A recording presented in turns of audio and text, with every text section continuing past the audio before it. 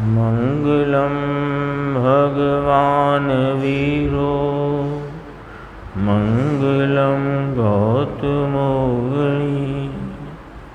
मंगलम कुंद कुंदायो जैन धर्मोस्तु मंगलम सर्वमंगलमांगल्यम सर्वकल्याणकारकं प्रधानं सर्वधर्माणां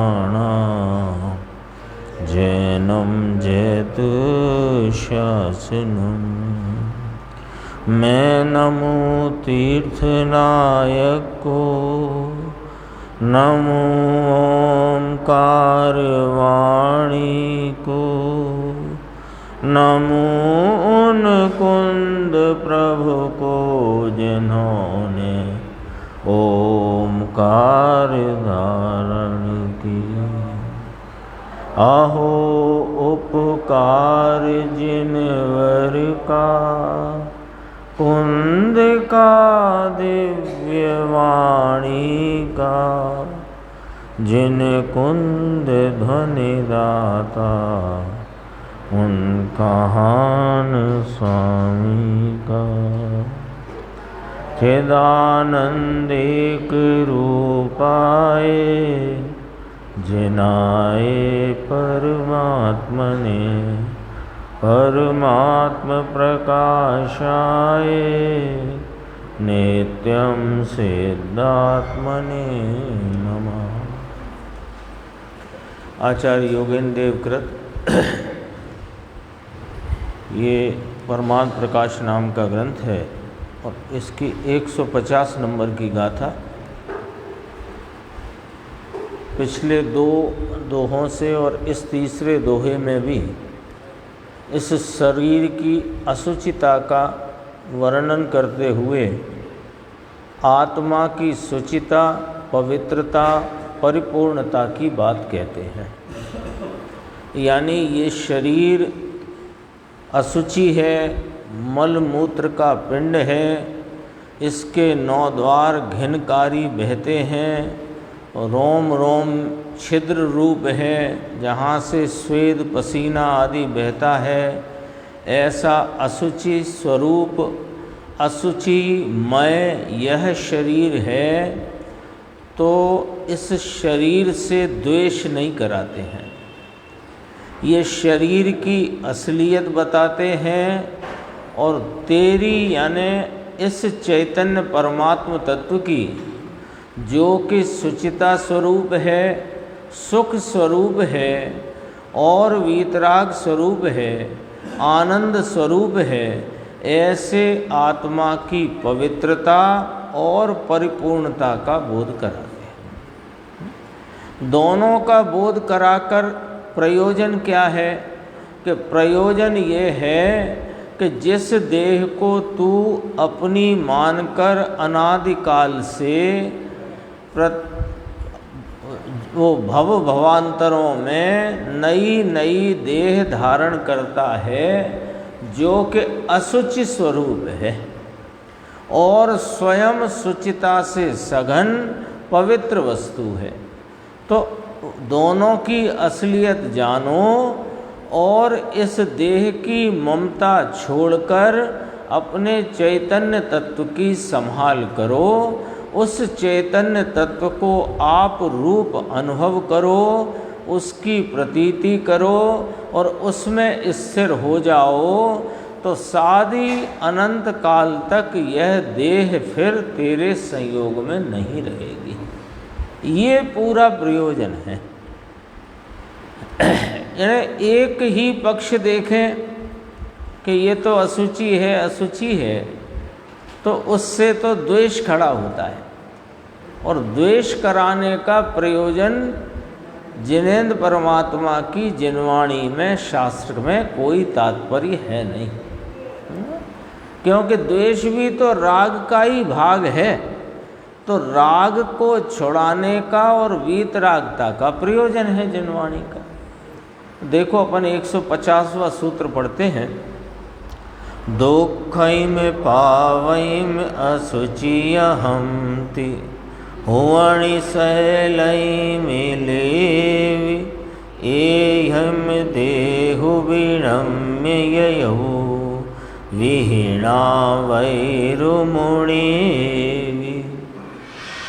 तीन लोक में जितने भी हैं असुचि पाप में सभी पदार्थ मानो विधि ने वैर बांध कर उनसे किया देह निर्माण।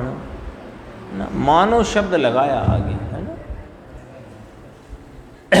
मानो शब्द कह करके एक उपमा देते हैं, ऐसा यहाँ कहा।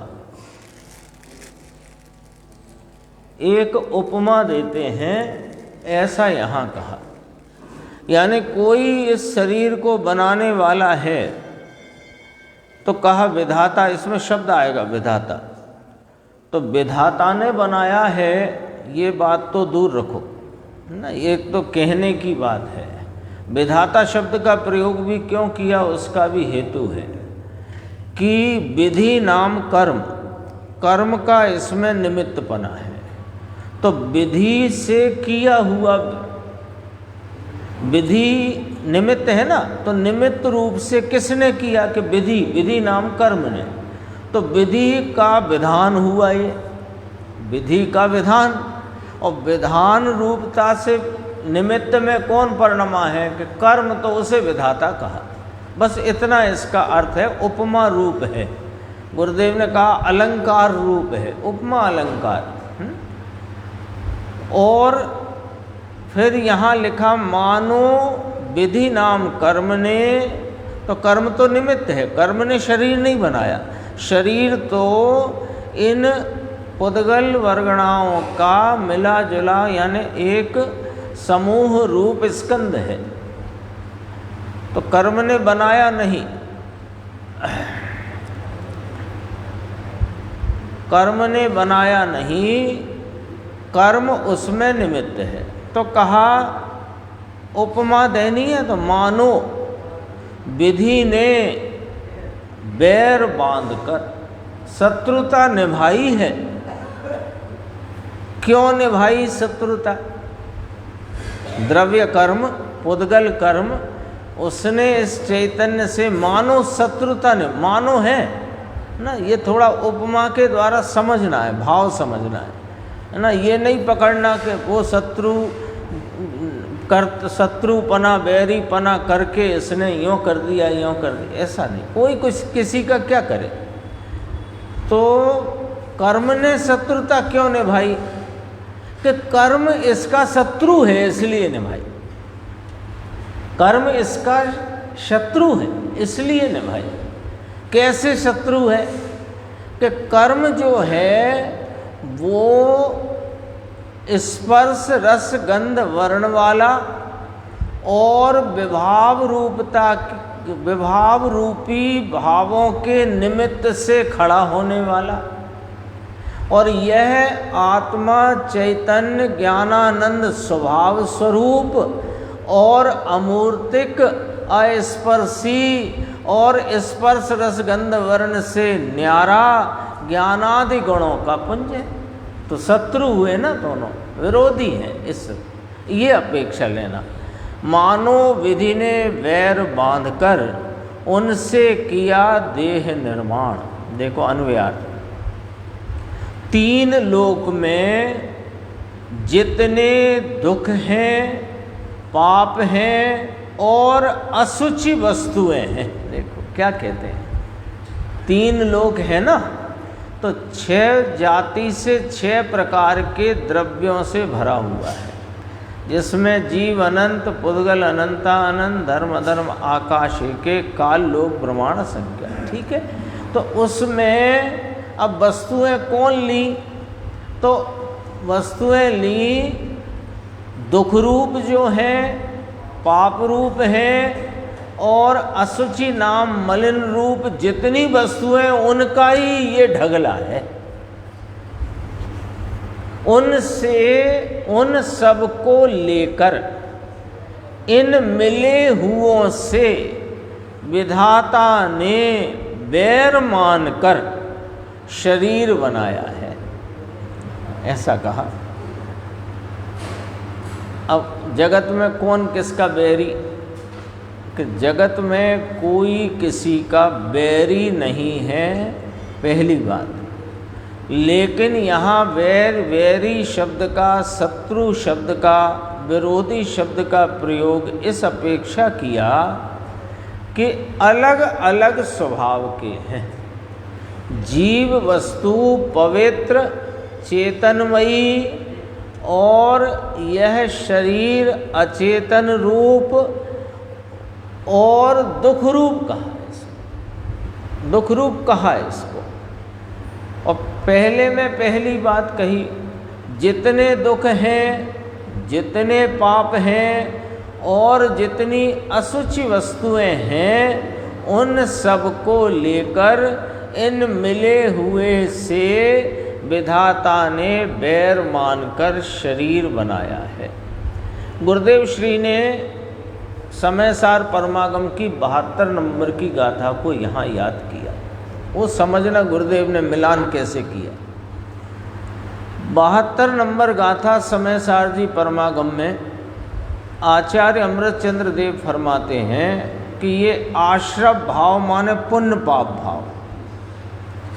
पुण्य पाप भाव कैसे हैं कि अशुचि हैं, विपरीत हैं और दुख रूप हैं।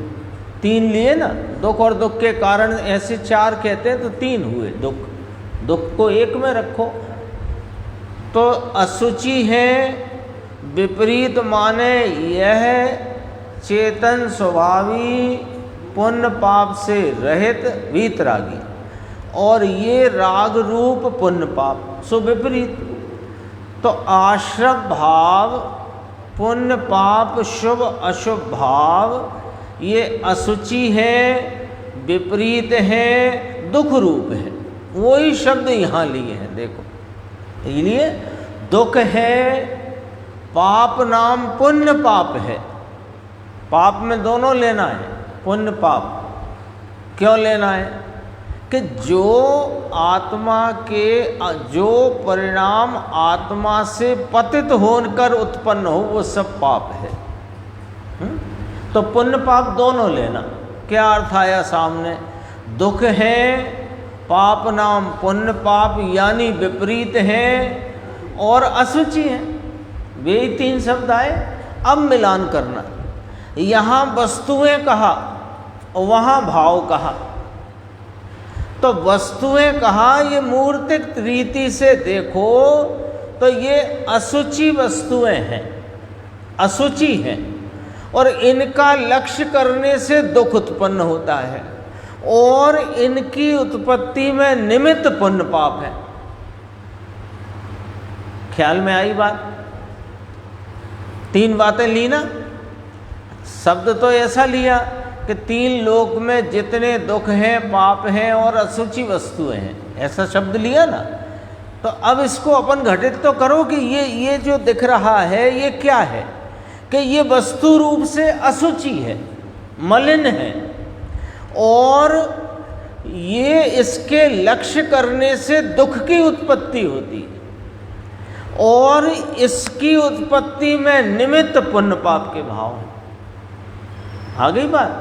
अब उधर चलो 72 नंबर गाथा समय सार में, वहाँ जो पुण्य पाप के भाव जिनके निमित्त से उत्पन्न हुआ शरीर, वे भाव स्वयं दुख रूप हैं, अशुचि रूप हैं और विपरीत हैं।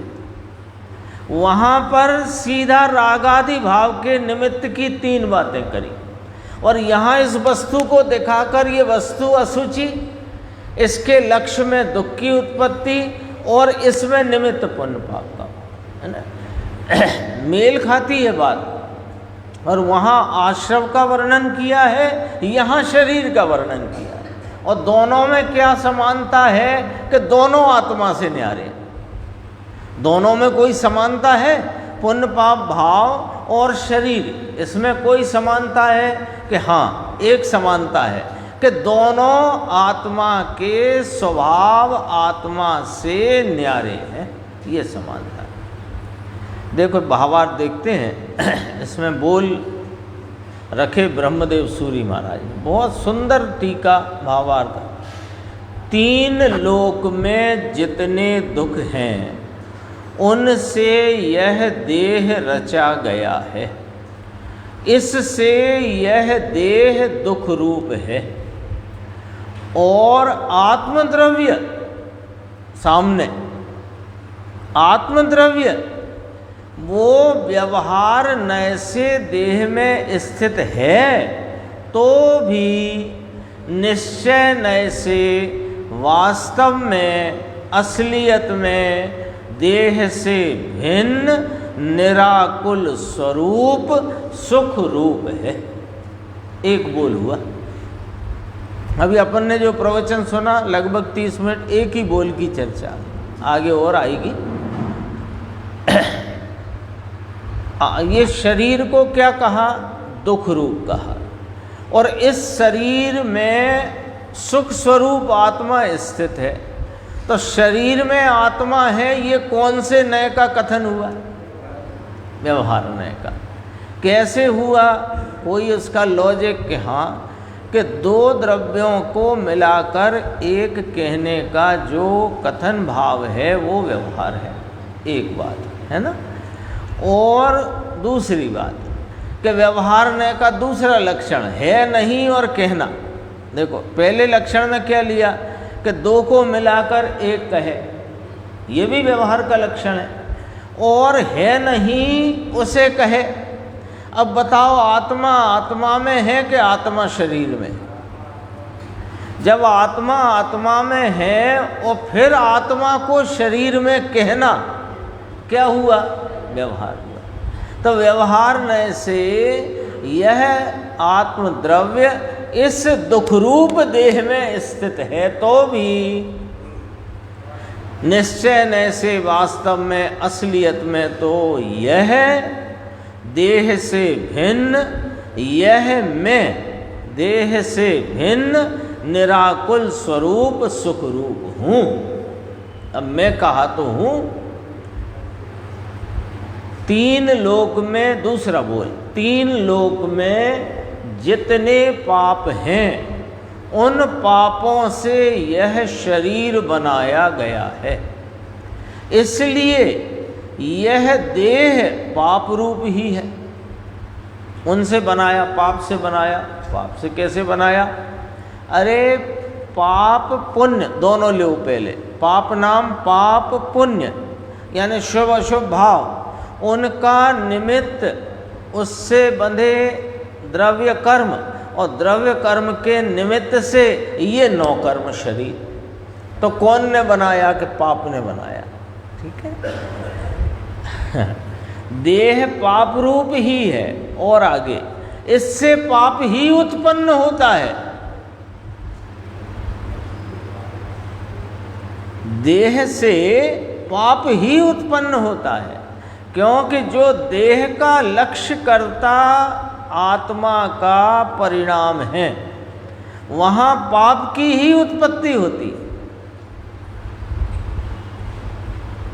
एक एक गाथा आचार्य भगवान योगेंद्र देव के, गुरुदेव कहते हैं ये तो मान लो समय सार की ही शैली का विस्तार है आचार्य योगेंद्र देव का। कुंद कुंद आचार्य 2000 वर्ष पहले हुए, 1000 वर्ष पहले हुए अमृतचंद्र आचार्य, और 1300 वर्ष पहले हुए लगभग योगेंद्र देव, 6वीं शताब्दी में हुए हैं। और आचार्य कुंद कुंद देव पहली शताब्दी में, ये 6वीं शताब्दी में, और वो 11वीं 12वीं शताब्दी में अमृतचंद्र आचार्य। तो वही शैली का विस्तार किया, कुंद कुंद आचार्य की शैली का विस्तार किया योगेंद्र देव ने। देह पाप रूप ही है, इससे पाप ही उत्पन्न होता है। तो पाप उत्पन्न होता है देह से, तो देह को छोड़ो। कि हाँ देह को छोड़ो नहीं, देह तुम्हें छोड़े ऐसा करो। तुम क्या देह को छोड़ो, देह तुम्हें छोड़े। तो कैसे छोड़े? कि तुम अपने निष्पाप वीतराग स्वरूप में मस्त रहो तो ये देह उत्पन्न नई नई नहीं होंगी, छूट जाएगी। तो अब इससे तो पाप ही होता है, तो पाप तो इसलिए होता है तू इसका लक्ष्य करता है। अभी इसे यहीं रहने दे और तू तेरे स्वरूप में गुप्त हो जा, पाप उत्पन्न नहीं होगा, वीतरागता, आनंद, शांति और धर्म उत्पन्न होगा।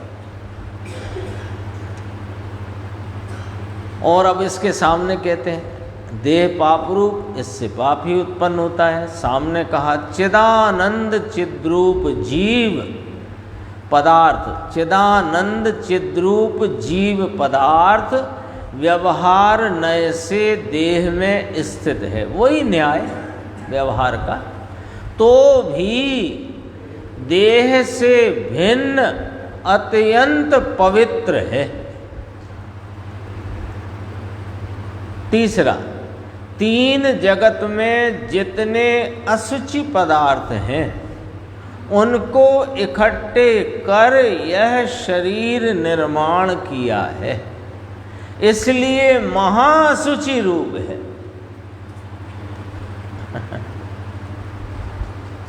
इसके अंदर से निकली कोई चीज, इसके इन द्वारों से निकली कोई चीज, बताओ कितना कौन संभाल के रखना चाहता है?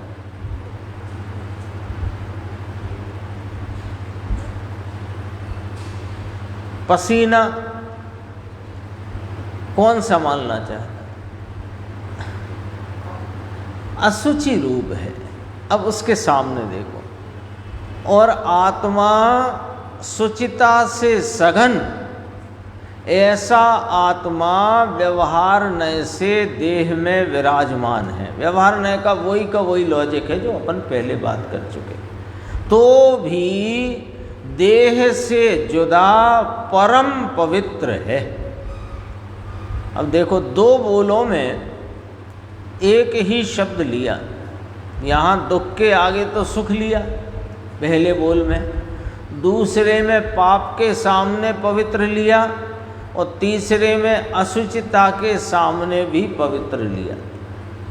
तो ये क्या बात हुई कि ये वाली बात है कि पुण्य पाप के शुभ अशुभ भाव बेमलिन हैं और यह पवित्र है।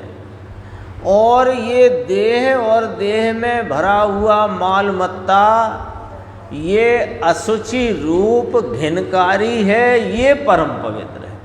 ऐसा यहाँ पवित्र लिया असुचिता के सामने, और पाप रूपता के सामने जो पवित्र लिया वो पुण्य पाप मलिन है इसलिए लिया। तो यहाँ ये याद रखना कि अब जब इतनी बात आई तो क्या याद रखना, क्या पॉइंट आउट हुआ कि पुण्य पाप मलिन होते हैं और यह चैतन्य परमात्मा पवित्र है, वे मलिन ही होते हैं। पुण्य पवित्र है कि न, कई जगह आगम में शब्द आया पुण्य पवित्र है, ऐसा शब्द आया। तो समझना, उसका अर्थ समझना। पुण्य शब्द रूपता से पवित्र है। पुण्य का शाब्दिक अर्थ पवित्र है, तो पवित्रता कहनी हो तो पुण्य कह देते हैं। लेकिन जो कषाय की मंदता को पुण्य कहा वो तो मलिन है। ख्याल में आए बात?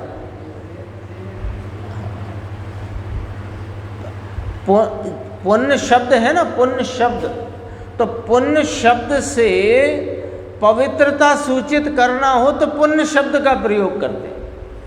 लेकिन पुण्य किसे कहा कि कषाय की मंदता रूप शुभ भाव जिनके निमित्त से पुण्य बंद होता है, वो जो पुण्य कहें तो वो तो मलिन है ना। क्या आता है, श्रीमद् का आता है ना, जहाँ जहाँ जे योग्य है तहाँ समझबू ते, ऐसा आता है ना श्रीमद् का।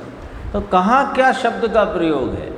कल अपन ने बात करते थे या परसों करते थे, शब्द के पीछे नहीं दौड़ना है, तात्पर्य अपने को प्राप्त होना चाहिए। इस प्रकार अब इसका प्रयोजन, ये 3 बोल कहे, 3 बोल का प्रयोजन क्या निकला कि ये देह तो पाप, यानी जगत के जितने पाप रूप, दुख रूप और मलिन अशुचि पदार्थ हैं उन सब से ये देह बनी है, इसलिए ये देह को काट पीट के फेंक दो, सुखा डालो इसको। नहीं, रुको, पहले आचार्य परमात्मा का, भगवंतों का, जिनेंद्र परमात्मा का मंतव्य समझो। ये देह की असुचिता, दुखरूपता और पाप से बनी हुई है, ऐसा कहकर के प्रयोजन यह है कि देह का और जीव का अत्यंत भेद जानकर निरंतर आत्मा की भावना करनी चाहिए। ये प्रयोजन है। क्या निकला प्रयोजन?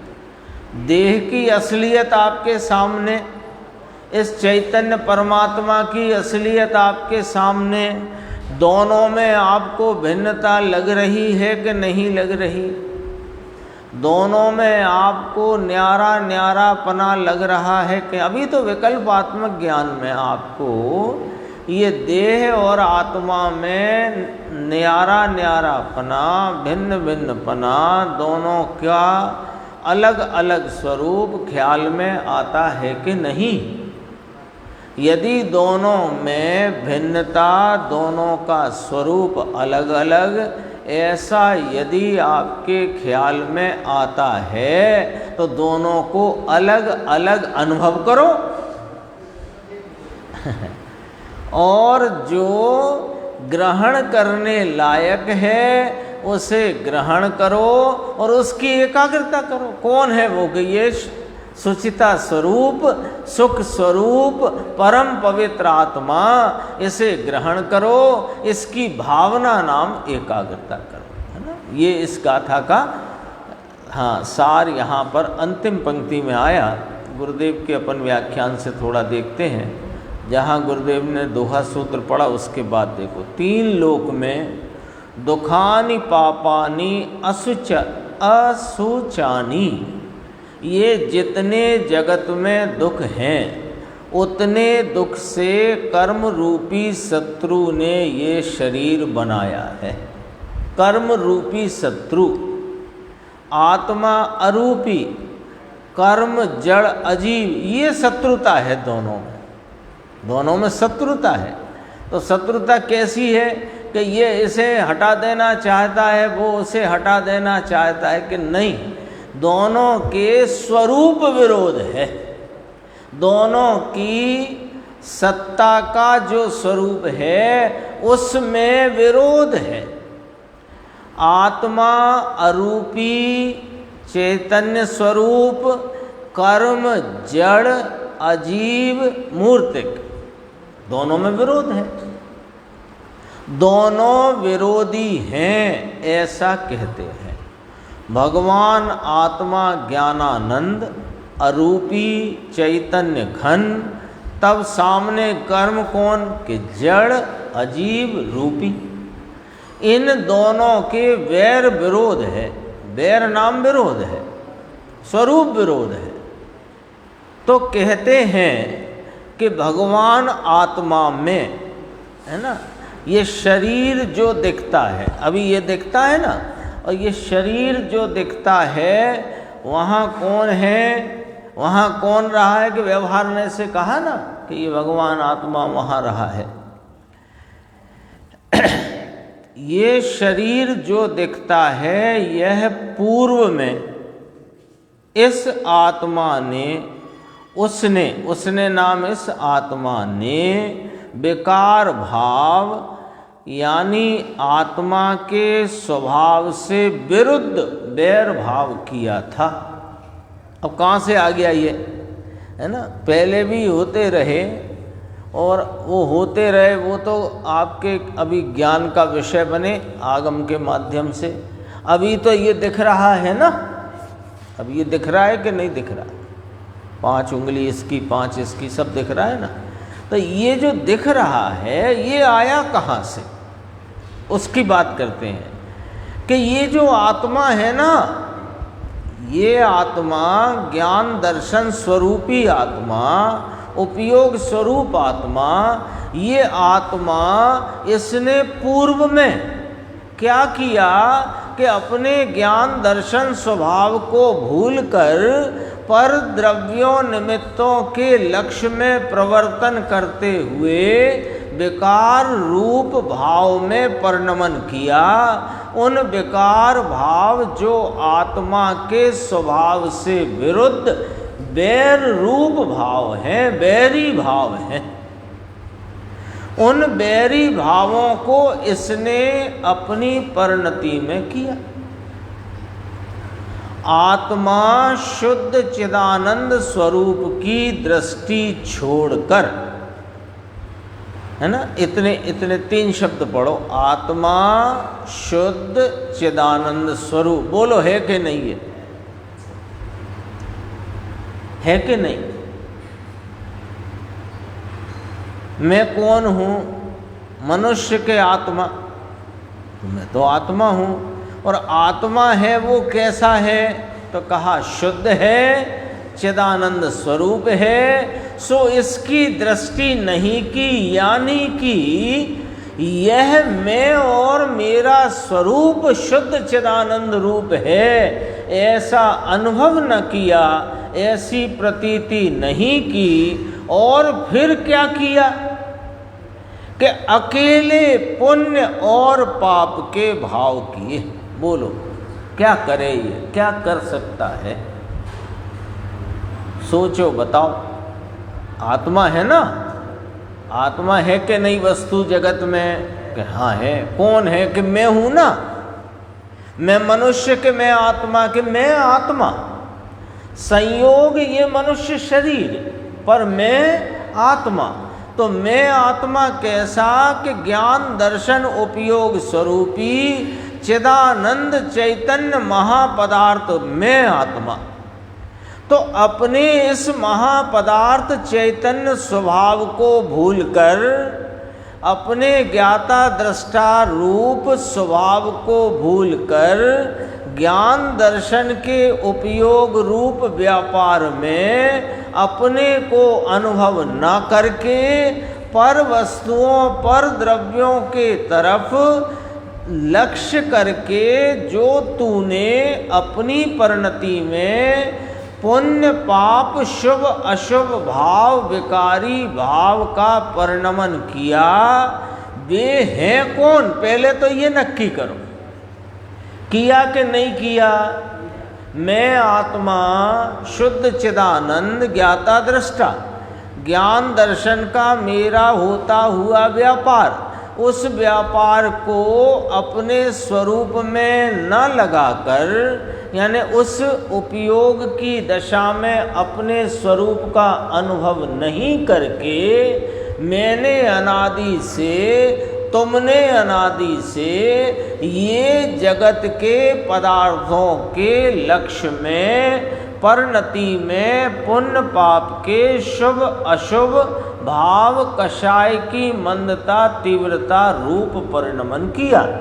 इतना पहले नक्की करो। यहाँ तक मंजूर के ना मंजूर? इतनी मंजूर है कि नहीं बात?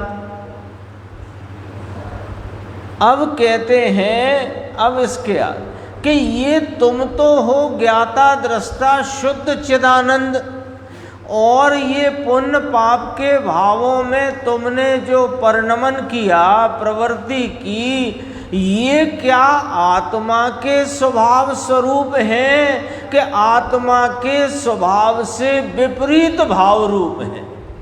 एक एक नक्की करो, धीरे धीरे एक एक चीज अपन निर्णय में लो। मैं चिदानंद हूँ, मैंने क्या किया कि मैंने अपने उपयोग में अपना अनुभव न किया, और ये पुण्य पाप के ये सब विकल्पात्मक कषाय की मंदता तीव्रता के विकारी भाव किए। अब ये विकारी भाव आत्मा के स्वभाव रूप के आत्मा के स्वभाव से विपरीत भाव रूप। यहाँ तक ठीक? कहीं कोई अड़चन तो नहीं? तो क्या हुआ कि ये जो तुमने शुभ अशुभ भाव किए, ये जो आत्मा के स्वभाव से विपरीत भाव किए, सो इनके निमित्त से कर्मों का संचय हुआ।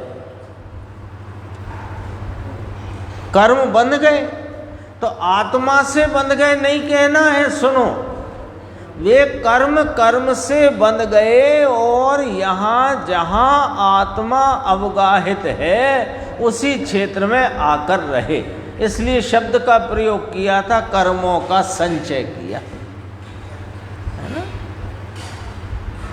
तो कर्मों का जो शुभ अशुभ भाव वह कहाँ तक पढ़ लिया था अपन, हाँ यही, यह शुभ अशुभ भाव वह बैर है, बैरी है, शत्रु है, उससे कर्म बंधा, यानी कर्मों का संचय हुआ, तो कर्मों को भी शत्रु कहने में आया। देखो गुरुदेव की शैली, कर्म को शत्रु कहने का कितना न्याय यहाँ पर अपने सामने प्रस्तुत किया। तो ऐसे इतनी लंबी चौड़ी पूरी वार्ता करके, इतना लंबा विस्तार करके शत्रु क्यों कहा? सीधे ही कह देते शत्रु है, कि सीधे कैसे कह दें शत्रु है? क्योंकि जगत में एक वस्तु दूसरे वस्तु की शत्रु है ही नहीं। समझ में आई बात? मूल सिद्धांत, एक द्रव्य दूसरे द्रव्य का कुछ करता नहीं, अपने चतुष्टय को छोड़कर उसके चतुष्टय में जाता नहीं, वह अपने द्रव्य क्षेत्र काल भाव को छोड़कर इसके द्रव्य क्षेत्र काल भाव में आता नहीं। तो हम कैसे कह दें शत्रु है? जगत में कोई शत्रु नहीं किसी का, तो फिर ये बैरी भाव, शत्रु भाव, ये शब्द डाला क्यों? कि तूने अपने स्वभाव से बैर करके, अब थोड़ी कड़क बात कहेंगे, अपने स्वभाव से शत्रुता बैर करके जो तूने बहिर्मुखता में स्वरूप से विपरीत, अकषाई स्वरूप से विपरीत कषाय रूप भावों में परिणमन किया, उनके निमित्त से वे कर्मों का संचय हुआ। तो जब वे कषाय के भाव इसके शत्रु, तो उस शत्रु के निमित्त से जो संयोग हुआ वो शत्रु, और उस कर्म के निमित्त से ये मिला सो ये शत्रु।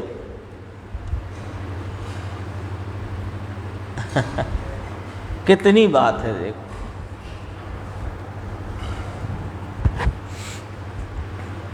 समझ में आई कि नहीं? कितने इस इतनी चर्चा में यह सिद्धांत भली भांति स्थापित किया, पुष्ट किया, दृढ़ कराया।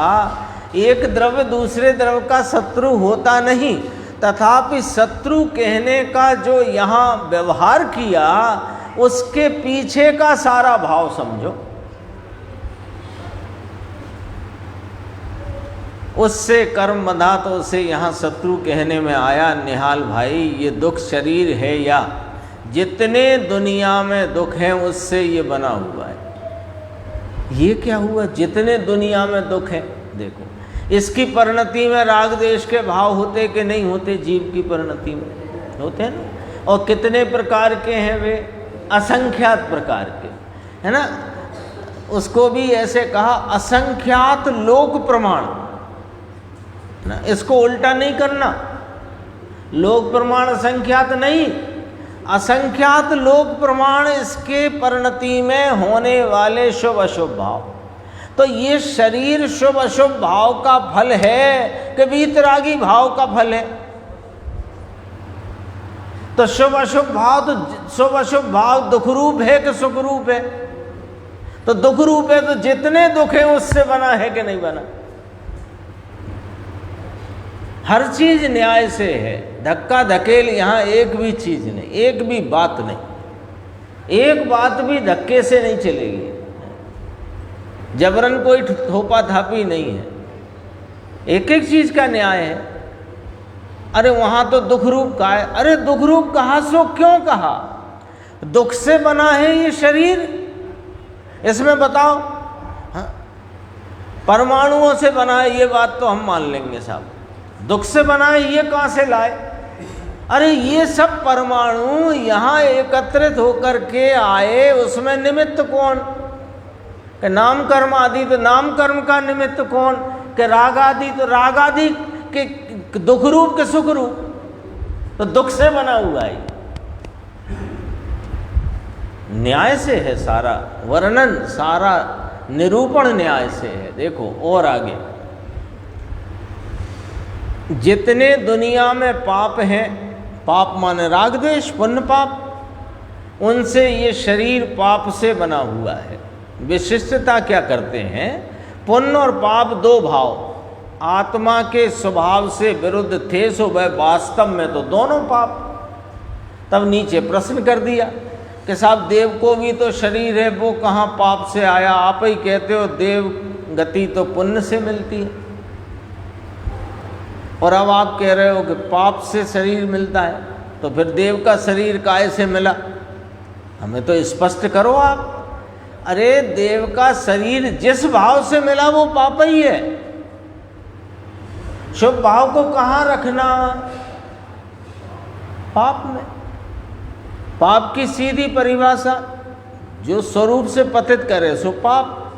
तो शुभ भाव स्वरूप में स्थापित करता है कि पतित करता है? पाप है। हाँ, परंतु वह देव का शरीर वह सब पाप ही है। पाप के परिणाम से उत्पन्न हुआ कर्म, और कर्म से हुआ शरीर, अर्थात ये पूरा शरीर पुण्य और पाप के भाव वे दुखमय हैं, उनसे कर्म हुए, उनसे हुआ शरीर। इसलिए यह शरीर अकेला दुखमय है। और आगे चलते रहेंगे। गुरुदेव की तो सामान्य गाथा में भी ये चैतन्य परमात्मा की ऐसी कोई लहरें उसमें उठ कर के अपने सामने आती हैं कि उसकी ही महिमा अपने अंतरंग में ऐसे ऐसे मैं हिलोरे ले, ऐसी बात करते हैं। देखो अब और देखो, भगवान आत्मा अपने आनंद को भूलकर जितना पुण्य पाप का भाव जितना किया था उतना कर्म बंधा, उसके फल रूप से शरीर मिला। जो अपनी चर्चा हुई उसका संक्षिप्तीकरण, आत्मा आनंद रूप है और ये दुख रूप है। सीधी बात अब आमने सामने कर दी, आत्मा आनंद रूप, शरीर दुख रूप। अब तो दुख रूपता समझ में आ गई इसकी। कहाँ से आया ये? कि दुख के भाव के निमित्त से कर्म, कर्म के निमित्त से शरीर, ऐसे करके हो गया दुख रूप। अब आगे देखो, मुमुक्षु ने कहा ऐसी तो कहावत है कि शरीर से सुखी तो सुखी सर्व बातें, है ना। पहले भी आ गया एक, है ना, पहला सुख है निरोगी काया। तो कहा ये तो भाई ने कहा था ना, अभी तुमने सुना नहीं, उसका भी जरा देख लो। एक लाइन, पहला सुख वह निरोगी काया। धूल में भी ये बात नहीं, इस बात में कोई दम नहीं। पहला सुख निरोगी काया, काया दुख रूप, उसमें से सुख कहाँ से आया? ये तुमको घुस गई है अंदर विपरीतता। क्यों घुस गई? क्यों घुस गई? देखो बहुत सरल उदाहरण है। यहाँ से अपन शिखर जी गए यात्रा पे गए, तो आपको तो पता नहीं, आपने तो अपने झोले झंगड़ अटैची वटेची सब वहाँ रखे, और वहाँ मैनेजर साहब से पूछा 3 दिन रुकना है, तो उन्होंने कहा ठीक है, आप 313 नंबर के कमरे में चले जाओ, जी चाबी लो। अब इसने 313 नंबर का कमरा खोला, उसमें सामान रखा, कदाचित कुछ गंदगी थी, तो उसने वहाँ जो भी व्यक्ति हो उससे कह के साफ सफाई कराई। अब क्या कहता है वो, क्या कहता है मैनेजर साहब से कि मेरा कमरा बहुत गंदा था, वो तो मैंने उस व्यक्ति को बुलाकर अपने कमरे की सफाई कराई है, और आप तो ध्यान देते नहीं हो। अब जरा चल के देखो मेरा कमरा कितना साफ सुथरा हो गया है। है ऐसी दशा, है ऐसी दशा ना। तो क्या विपरीतता घुस गई वो यात्री को कि तेरे को 200-500 रुपये प्रतिदिन के किराए पर 2-4 दिन के लिए वहाँ रहने को मिला है वो कमरा, और उसमें वो बिल्कुल ऐसा पगला सा हो गया है। मेरा कमरा, मैनेजर उससे कह रहा है कि तुमने मेरे कमरे की साफ सफाई नहीं कराई,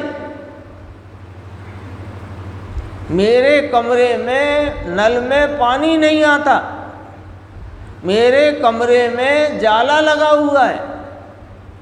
कहता है कि नहीं कहता? तो ये क्या घुस गया है उसको, विपरीतता घुस गई है। उस 2-4 दिन के कमरे में, प्रवास के आवास में इसको में पना घुस गया है। चलो ये तो 2-4 दिन की बात है। 6 घंटे का सफ़र हो ट्रेन का, मेरी बर्थ, हटो यहाँ से, ये विपरीतता घुस गई है। ऐसे इसको, ये पाप के फल में मिला हुआ शरीर, इसमें इसको विपरीतता घुस गई है कि ये मेरा है, इसलिए ये निरोगी रहना चाहिए, ये स्वस्थ रहना चाहिए, ये यूं रहना चाहिए। क्यों करके? क्योंकि तेरा है नहीं। ये विपरीतता है। शरीर से सुखी तो सुखी सर्व बातें, ये विपरीतता है।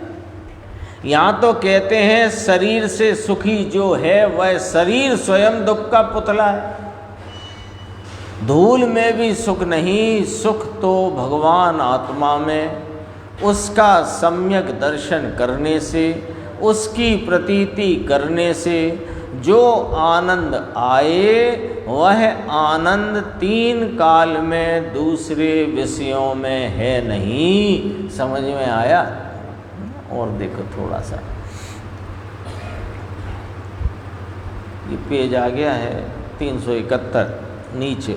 आचार्य महाराज परमात्मा स्वरूप बतलाते हैं कि भाई तू परम स्वरूप है ना अंदर, 3 लोक का नाथ ये विराजमान, तेरे एक समय की पर्याय में 3 काल 3 लोक ज्ञात हों, ऐसा तू, ये अपने को रखा पहले।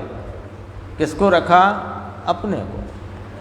परम स्वरूप परमात्मा है ये, नहीं साहब बे परमात्मा है अरिहंत से, कि बे तो पर्याय में परमात्मा है और तू वस्तु से परमात्मा है। कि तेरे एक समय की पर्याय की भी सामर्थ्य का ऐसा स्वरूप है कि वह उसमें एक समय की अवस्था में 3 काल 3 लोक ज्ञात हों, ऐसी तो तेरी सामर्थ्य विद्यमान है। और तू, ये शरीर मेरा, ये क्रिया मेरी, ये मुझे सुख देगी, यह मानकर भ्रमणा में पड़ा है। ये शरीर मेरा है, मैं देखकर चलूँगा, मैं इससे हिंसादि पाप नहीं करूँगा, मैं इससे हिंसादि कार्यों से दूर रहूँगा और अहिंसादि कार्यों को करूँगा, आदि इत्यादि क्रिया मेरी है और इससे मुझे आगामी भव में सुख मिलेगा। ये बताओ भ्रमणा है कि सत्यता है? क्यों नहीं मिलेगा? देवगति में जाएगा तो सुख नहीं मिलेगा? हाँ, देवगति में जाएगा यहाँ तक तुम्हारी बात ठीक, पर सुख मिलेगा ये बात गलत है। ये जब पवित्र क्रिया, धर्म क्रिया, क्रिया है ना, शरीर के द्वारा होती है, और विकल्पों की क्रिया, दोनों क्रिया लो, शरीर क्रिया और वहाँ होती विकल्पों की क्रिया, ये मेरी है और ये व्यवस्थित होनी चाहिए, ये बिल्कुल ठीक ठाक रहनी चाहिए और इससे मुझे सुख होगा। सुख कैसे होगा हमने पूछा तो कहा कि अरे वाह, देवगति मिलेगी ना मुझे तो सुख होगा। कि आधी बात ठीक आधी गलत। देवगति मिलेगी ये तो हम मान लेते हैं, पर सुख मिलेगा ये तेरी भ्रमणा है। चार गति में कहीं सुख नहीं है तो तुझे कहाँ से मिलेगा? मूढ़ता है यह तेरी। अब जरा कड़क बात है, जितनी सेटिंग में लगे हो ना अपन लोग, अगले भव की सेटिंग में चल रहे हो तो समझ लो कि अगले भव की सेटिंग के चक्कर में मूढ़ता का इतना भयंकर सेवन चल रहा है कि जिसका फल निगोद है, हेड ऑफिस। राग में एकत्व का फल क्या? निगोद, हेड ऑफिस है ना वो, वहाँ से आया। और इस चार गति के, है ना, चार गति की यात्रा, इस यात्रा में तूने इस चैतन्य परमात्मा की संभाल करके इसका आलम्बन लेकर यदि अपना मोक्ष मार्ग प्रशस्त किया है तो मोक्ष में जाएगा, अन्यथा निगोद में ही जाना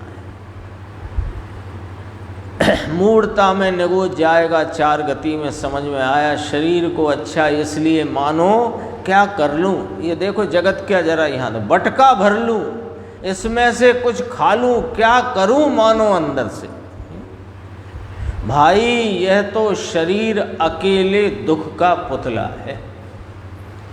इस बैरी ने तेरे लिए दुख की मूर्ति बनाई है। इस बैरी ने मतलब पुण्य पाप भाव, पुण्य पाप रूपी बैरी विपरीत विकारी भावों के निमित्त से बनाई है। उन्हें बनाई है माने निमित्त से, निमित्त से कर्म बंधन, कर्म के निमित्त से ये दुख की मूर्ति।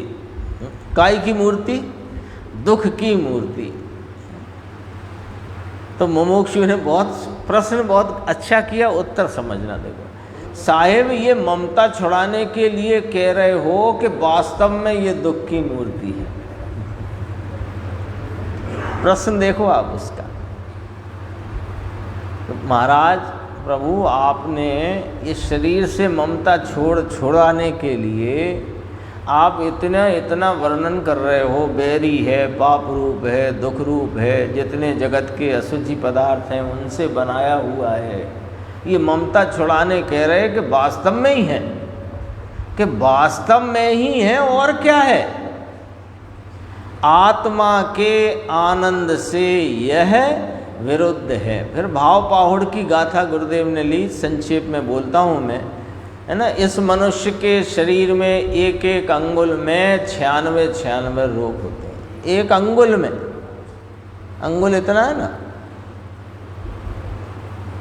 ज़्यादा नहीं, मोटा मोटी हिसाब लगाओ तो 12-14 अंगुल का 1 फुट, और फिर पूरा लंबाई चौड़ाई मोटाई, तो कितने रोग होंगे।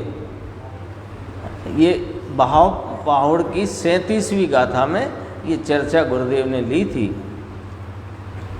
एक दृष्टांत दिया था, बिल्कुल संक्षेप में मैं बताता हूँ। वो दृष्टांत अपने को बस वहाँ तक अपन चर्चा लेते हैं, फिर थोड़ी सी चर्चा आगे की स्वाध्याय में अपन लेंगे जो रह गई है। देखो, एक दृष्टांत दिया कि एक कोई व्यक्ति था, गृहस्थ, धनवान, संपन्न, और कदाचित कोई ऐसा बनाव बना कि वो निर्धन हो गया। अब निर्धन था, समझो खाने पीने के भी लाले थे। ऐसे में उसे एक संदूक मिल गया घर में, कोई पुराना। उसे खोला तो उसमें एक मोतियों का हार मिला। तो मोती का हार लेकर वो बाज़ार में गया जवेरी के पास, तो उसने कहा 7,000 रुपये दूंगा। उसने कहा दे दो, ज़रूरत थी ना। तो 7,000 रुपये लेकर के आ गया। वो जवेरी ने शाम को दूसरे जवेरी को दिखाया वो, कि बोलो क्या देते हो। उसने कहा 13,000। जवेरी 13 में दे दिया। फिर उसने और दूसरे जवेरी को दिखाया, बोलो क्या देते हो, कि 20,000, 20 में दे दिया। फिर और एक बड़े जवेरी साहब थे, उनके पास गया, उन्होंने कहा कितने के, 70,000, उसने 70 में दे दिया। फिर जिसने 70 में लिया है वो भी बेचेगा ही ना। अब इसने उस जल्दबाजी में और उस हार की वास्तविक कीमत न पहचान कर उसके वास्तविक हीरे, वो जो मोती का हार था, उसके मोतियों की क्वालिटी, गुणवत्ता को बराबर नहीं पहचान कर उसने 70,000 का माल 7,000 में बेच दिया। क्यों? उसकी असली कीमत, असली स्वरूप नहीं जानने के कारण से। ऐसे यह जीव अनादि से पुण्य भाव करके सोचता है अपना तो हो गया, अपना तो हो गया। वो 7,000 में उसने कहा कुछ नहीं साहब, 4-6 महीने दाल रोटी चल जाएगी, इतने में वो खुश हो गया। ऐसे ये पुण्य भाव में, कषाय की मंदता में, शुभ भाव में ही राजी हो जाता है कि अगला भव तो ठीक होएगा, फिर देखेंगे। जबकि इसके पास ये चैतन्य चिंतामणि विराजमान है कि जो सुख का सागर है। कल आया था ना, जितना फव्वारे को दबाओ उतना पानी आता है, जितना इसमें एकाग्रता करोगे उतना सुख पर्याय में प्रकट होगा।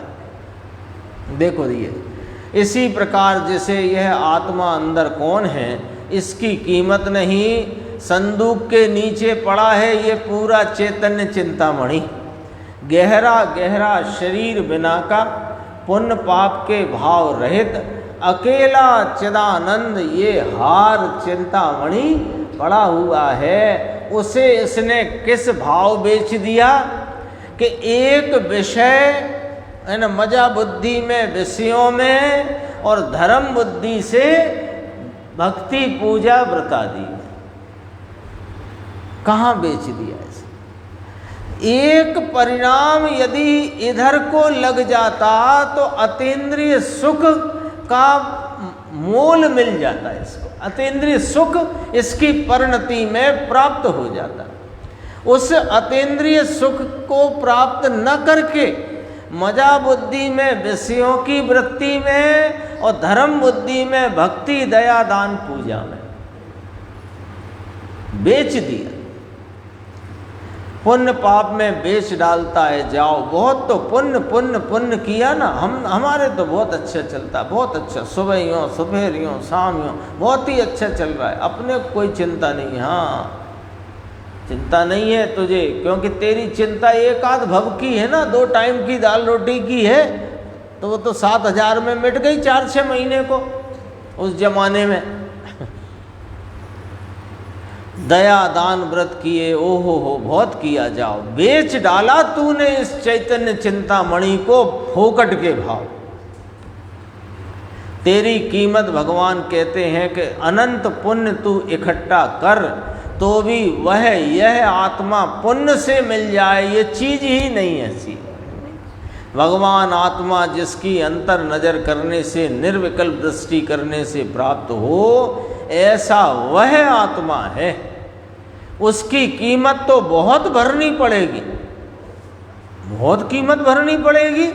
कि हाँ, कितनी कीमत भरनी पड़ेगी कि सबसे दूर होकर पुण्य के परिणाम की कणिका से भी प्रेम छोड़ना पड़ेगा, ये कीमत है इसकी, तब वह आत्मा प्राप्त होता है। ऐसा चिंतामणि तू है और तुझे तेरी कीमत नहीं होती। और इन पुण्य पाप की कीमत, यानी कुछ पुण्य किया तो बहुत किया, पाप किया तो ये किया, पाप करके भी बड़ा 30 मार का हम होशियार, है ना।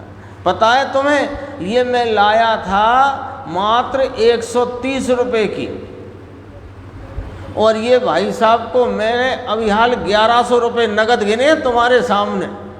इसी चीज के, और होशियार बने, जगत को होशियारी दिखाए। बापू शरीर ही दुख और पापमय है, उसमें तू किसके लिए महिमा करता है। यहाँ तक अपनी चर्चा आई, शेष चर्चा आगे।